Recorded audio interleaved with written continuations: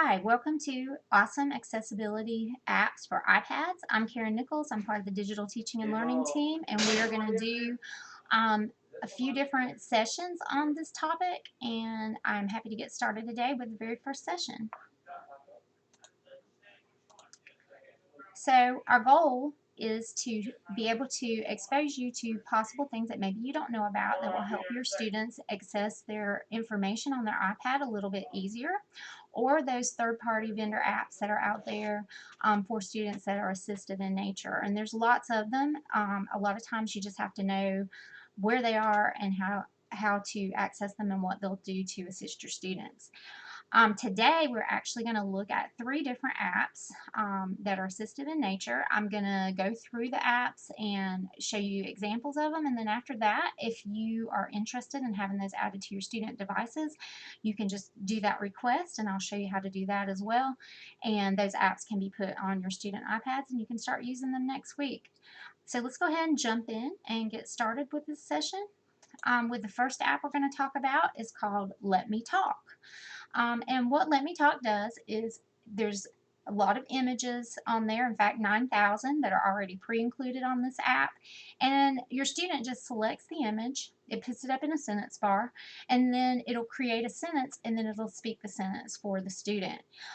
It does a lot of great features. It's bilingual, many languages there that you can change it to.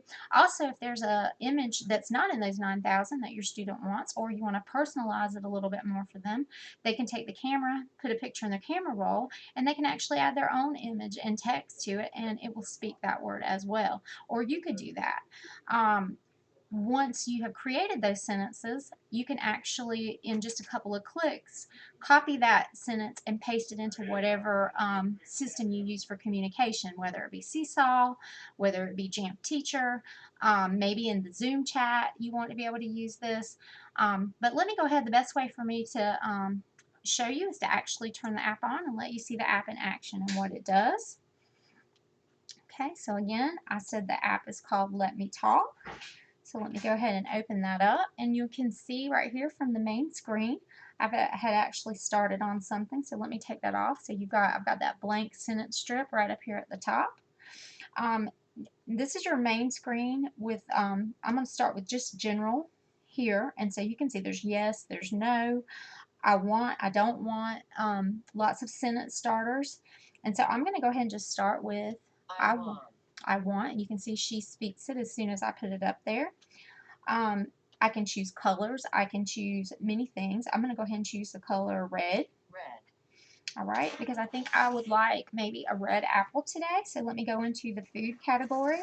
So I'm going to click that. Apple. Now I can have her read the whole sentence to me. I want red apple. Okay. And so you can do this, and it's very easy. If I want to change my mind on a word, I can just hit the trash can and it will take them back off. Let me go into the drinks. Maybe I didn't get my coffee this morning. Coffee. So I want coffee. You can see there's lots here. And like I said, there's also, you can add your own. This is very customizable, so that's pretty cool. Now to share, all you have to do is go into the settings and then send the sentence. You click this. I'm sorry, there's a little bit of a glare on my iPad there, so hopefully you can see that. Send the sentence. Click send the sentence. And with one click, you see it just says copy. This will also save these images to my iPad camera roll. Now, it doesn't save them in a sentence, unfortunately. What it'll do if I hit that save image, those two images will go into the camera roll, but not necessarily together. But I can hit copy. And what that's going to do is going to copy the words that we just spoke onto the clipboard. And then I can easily go out and then go over to whichever, whatever I'm using. I'm going to choose Jamf Student. So here's my message board through Jamf, and I'll put a little plug out there for Jamf. If you're not using Jamf Teacher, there's a course in Canvas that you can take. It takes around an hour to get through it, and then we can turn Jamf Teacher on for you, and you can manage those student devices with Jamf Teacher. This is one of the functions that's within Jamf Teacher, is the message board that you totally control. It's just a one-way between you and the student. You can set up groups of students, but you always have the control of what can be sent, said, read in those message boards. So I can just come here In fact, I had already put one in here, so let me send this one. Now let me show you the one I just did. So I said I want coffee, but you saw copied, and then I just paste, and there it is. I want coffee. I can send it. So my student, you just heard my teacher iPad. So in Jamf, I've got Jamf Teacher up on this one. So let me just open it, and there you will see I've received that message from the student. So this is a way students can participate in those chat functions that maybe they haven't been able to do before. So again, that is Let Me Talk. Let me show you one more thing with that app. I'm going to go back into it. And you'll see here, if I would have gone in the settings, this is where I can actually customize some of those things for my students, such as language. If I want to change that, I can here. You can actually create a profile. You can make that front page look however you need it to, take things off, add things on. They have on their website some profiles pre-made that you can download and add to it from the main site. There's some parental controls. There's many things here. So I encourage you, if you're interested in this one for your students, download it on your teacher iPad and play around with it a little bit and see if it's something that you would find good for them. Okay. All right. The next app I want to talk about is called VerbalMe Sampler. And VerbalMe, this is a sampler, just what it says. There's 14 screens that you can access for free. There's a much bigger program that comes with VerbalMe, but this one, like I said, is a free one, and it actually has quite a bit on it. And it's a choice board that will allow them to have just what it says, verbal. And all you have to do is tap the button and it's going to speak the text. One of the cool things with it, it has a lot of pre-made, but there are 4 screens that are customizable. So let me show you guys VerbalMe. All right, let me get out of Let Me Talk. Okay, VerbalMe. So here are the 14 screens that I was telling you about. So it's got a very easy yes/no board. Yes, no. You can also change the voice if you want it. If you want a girl voice or if you want a boy voice, you can do that. Maybe you're doing something with numbers. 5, 2. You can see too with VerbalMe, everything has text and pictures. So that is included on all of them. There's many. There's colors. Let me see the alphabet. Here's a place where you can type in and show that. Let me show you one of the ones that are customizable. So I can go into this one and you see I've got buttons, but there's nothing there. So all I do is hold it down for 3 seconds. And now it gives me a text. So I can put in whatever I want in these 3 boxes to be able to use, and it will verbalize it. And so I put in the word dog. All right, just typed it in, and Dog. now it will say it for me. Let me show you this one. Okay, so this one you can actually add not just text, but you can also add an image from your camera roll. So you can go here. I've got some cake, so I can put my picture of cake in. Then I can come here, and I want to put in some text. So I want to say this is cake. And now when I hit it, Cake. I can do that. So I can add pictures and text on some of the customizable boards.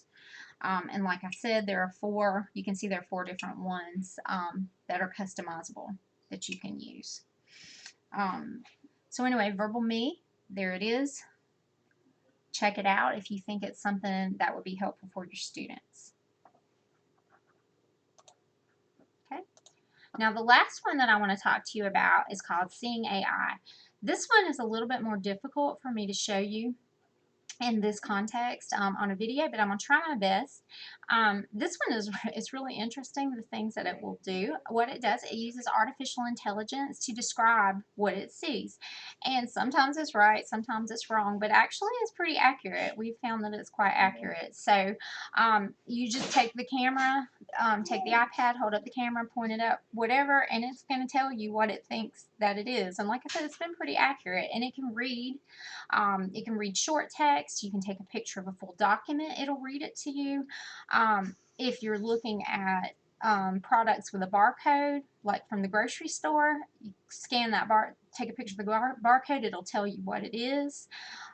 It recognizes faces. It won't tell you the name of the face of the person, but it'll describe what the person looks like to you. Money, if you lay out money, you can put it over that. It'll tell you what you have there. It can identify colors. It can even identify handwriting, which is pretty cool.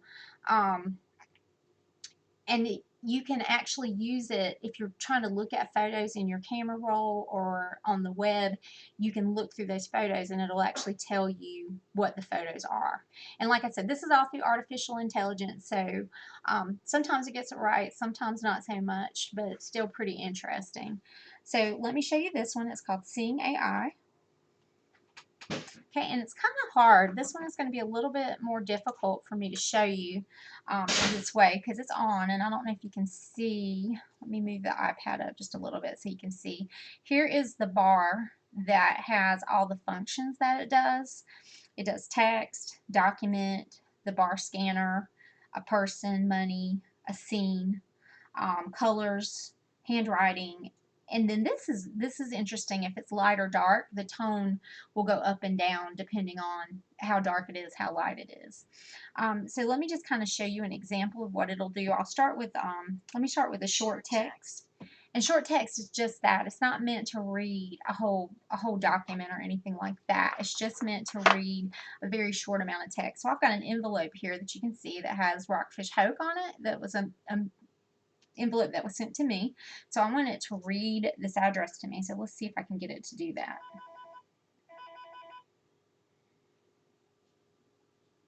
Rockfish Hope Elementary 6251 Rockfish Road, Reford, SE 28376. Okay, so it was pretty close. It did pretty well with that, reading that. Now, if I tried to get it to read my name that's here, it wouldn't have read that. We'd have to change it over to the handwriting feature. So let me show you that piece. Handwriting, preview.